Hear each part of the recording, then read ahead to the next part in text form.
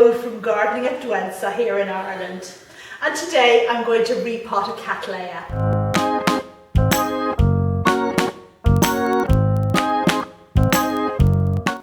The Cattleya I'm going to repot today is this wonderful one that I got for Christmas.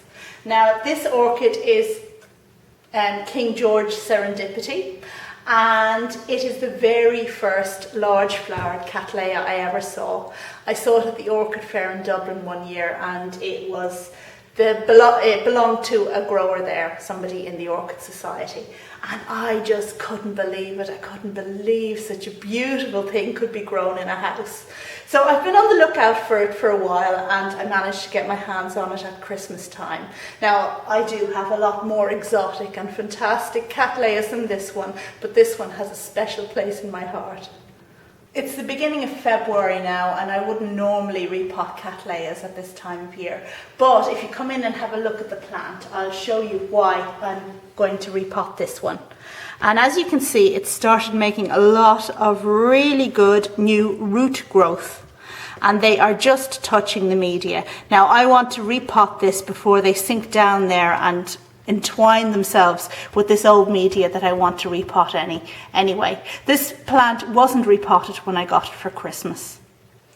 I've had this plant soaking in water for about an hour, and that's just going to make unpotting all the easier. So let's take it out and put it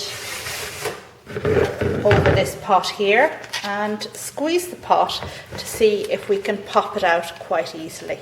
I don't know how long it's been in it because it wasn't potted by me. Okay, so out we come, and well, that's quite a decent root run. Of course, the thing with Cattleyas is that you have to be very careful when you repot them, because they're very likely to just abort all their roots, and what we don't want to happen is for it to lose these fantastic new roots here.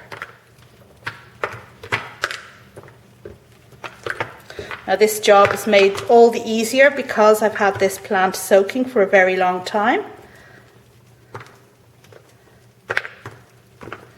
And I'll just keep working away at it here until I have removed everything that I possibly can. And don't be afraid to put the plant back in the water like that, just to loosen the soil a bit further. Soil, it's not soil, is it? It's orchid bark. Right.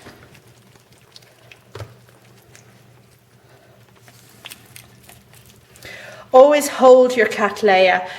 If it's a very big one, hold it from pseudobulbs in the middle, and if it's a small one, hold it further up like this. If you do have a new growth coming out, you have to be very careful not to knock that off. It's so easy to do and such a setback to the plant. Now you can see this hasn't been potted ideally.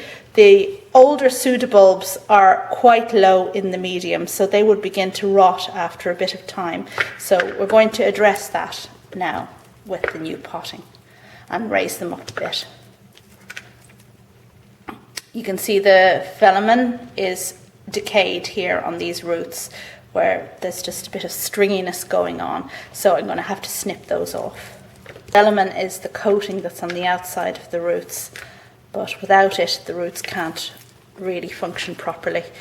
Now I think what I'm going to do at this stage is to snip a few roots, and prior to starting this, what I've actually done is sterilize the scissors and sterilize the pot that this plant is going to be in, and I'm just going to reach for that scissors now.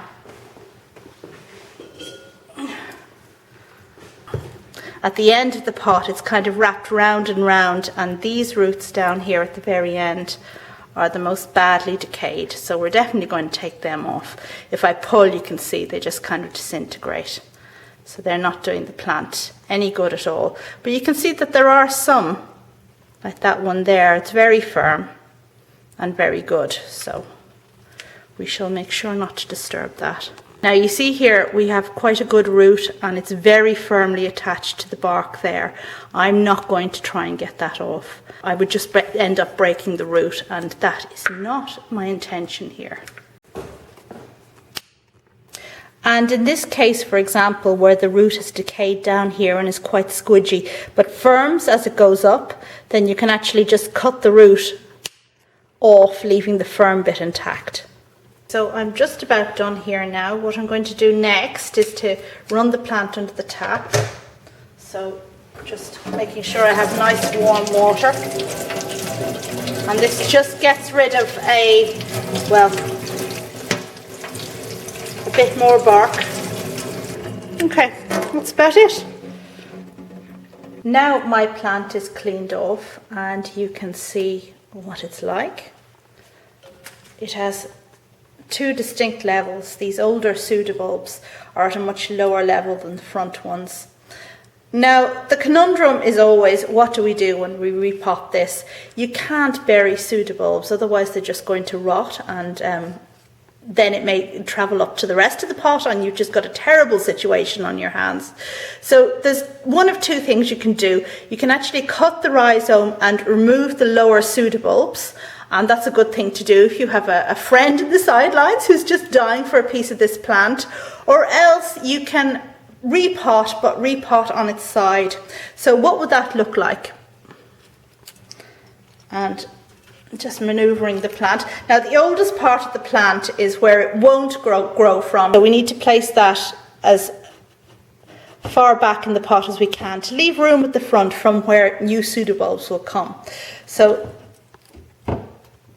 if I want it to go into this pot like that, what I'm going to do is I'm going to have to pot it something like this, which you can see the leaves are very much on their side. Now, in the olden days, there was a whole method of staking Cattleyas which dealt with rectifying this kind of thing. And there would be stakes and you'd wind your string around the pseudobulbs and gently pull them upright. But you really don't see that very much anymore. I may try and do something like that now when I pot this, but I am not removing the back pseudobulbs. I just bought this plant. I want a nice big plant, so removing pseudobulbs isn't what I'm going to do. So just trying to fiddle around here and get it in the best position possible. You see, it's going to have to go over very much on its side, like that almost. But that's what we're going to do. Now, the bark I'm using is large, coarse bark, this one here. And I've washed it well and scalded it with boiling water, poured boiling water over it. That just makes sure there's nothing hiding in there. Now, that was a while ago because it's touchable now. You don't want to scald your bark and then put it on the plant, because that's just going to burn the roots, isn't it? Now, let's see. So I suppose the first thing to do is to just put some bark down here to kind of fill up the space down below before we worry about getting our plant in position.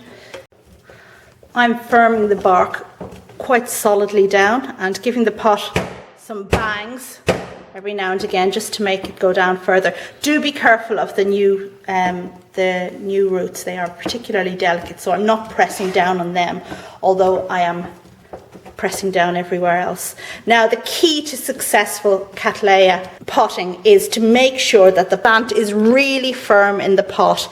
It needs to be so that you can actually lift up the plant by its leaves and the pot comes with it. It doesn't come out of the pot. That is the ideal, and that's where very many people fall down when repotting Cattleyas. Okay, I'm just going to put some water through that now to help firm it down a bit better.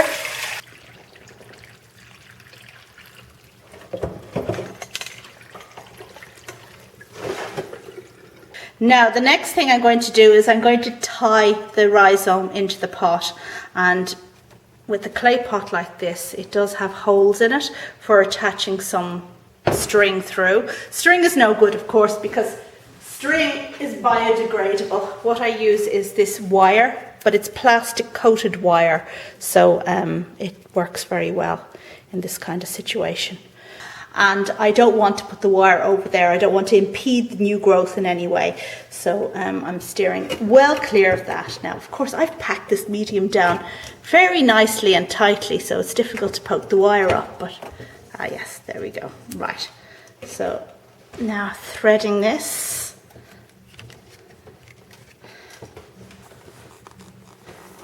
Oh, there we go, got it out.